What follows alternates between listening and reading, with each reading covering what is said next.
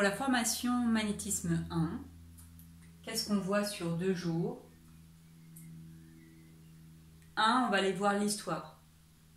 C'est Nicolas plutôt qui... Non, c'est Nicolas qui va le faire. Tout ce qui est en lien avec l'histoire, il est docteur en économie. Et sa spécialité, c'est l'histoire des faits économiques. Alors bon, c'est son truc, l'histoire.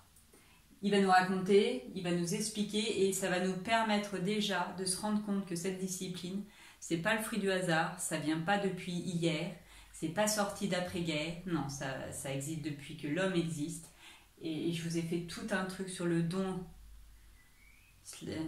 versus le talent, en quoi l'envie, tout est disponible. Donc on a un temps d'histoire pour pouvoir déjà relâcher la pression. Après on a un temps de préparation. Après ça bouge tout le temps, hein. C'est les grandes lignes.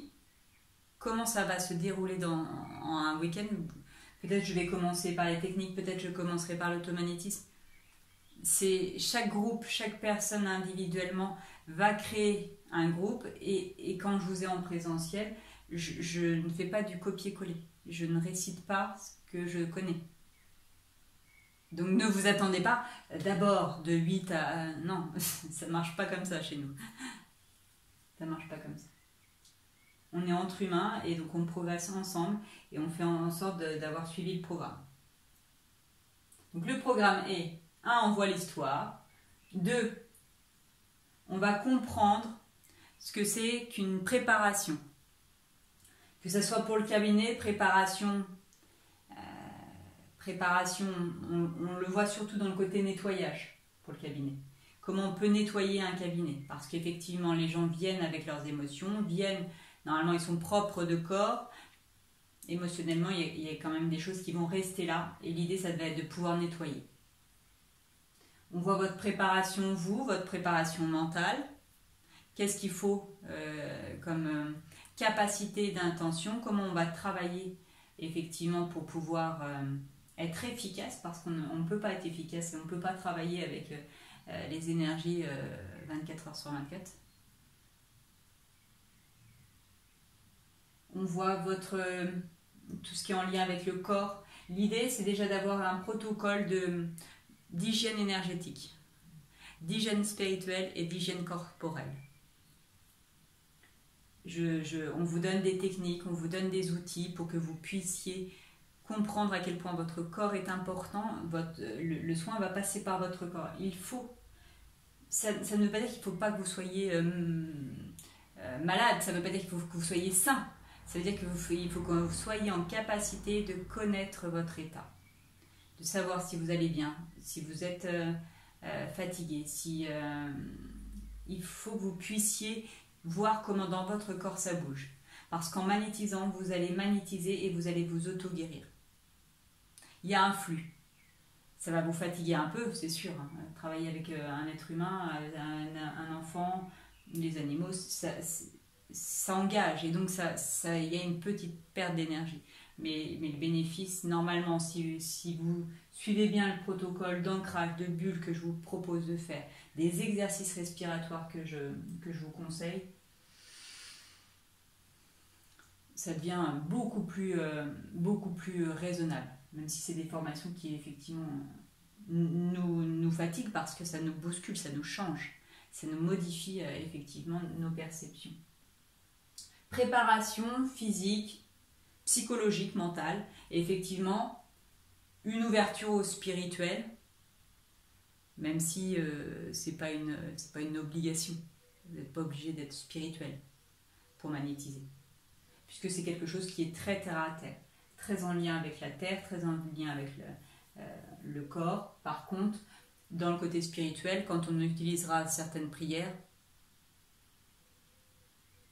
c'est mieux d'avoir la foi. Et on verra comment on peut avoir la foi sans étant attaché à une religion, à un dogme, à une spiritualité. On verra les différences. On verra effectivement tout ce qui est en lien donc avec les premiers exercices, comment je peux sentir les boules d'énergie, on vous fait faire des petits exercices divers et variés, selon effectivement comment vous avez déjà des perceptions, comment vous travaillez déjà. On ira voir comment on fait l'eau, comment on magnétise l'eau, comment on fait de l'eau merveilleuse, comment on peut magnétiser aussi des objets pour pouvoir permettre des continuités de soins.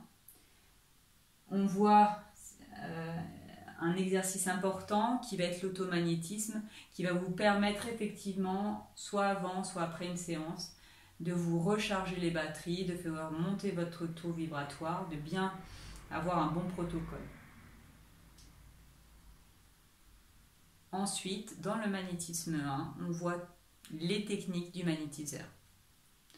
Comment on rentre en contact énergétique, comment on coupe le regard magnétique, comment on coupe à la fin des séances, comment on va faire des passes, différentes passes, on voit les différentes passes, on voit les techniques à distance, pas à distance, mais soit on est à distance, soit on est en contact.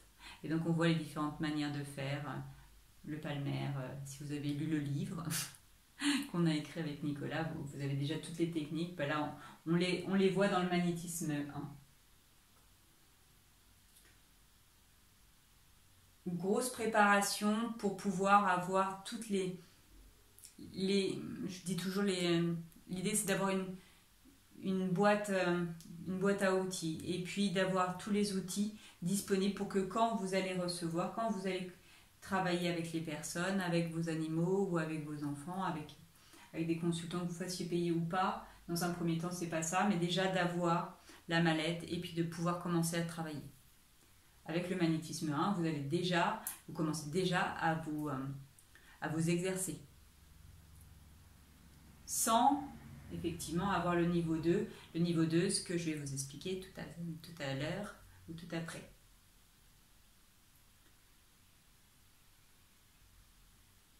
Dans le magnétisme 1, l'objectif, parce qu'il y a toujours des objectifs, c'est de faire en sorte que vous puissiez être dans de bonnes conditions physiques, psychologiques, que vous puissiez arriver à lâcher prise et à fixer votre intention quand il le faut, que vous ayez les outils et que vous sachiez nettoyer votre cabinet ainsi que vous-même. Voilà.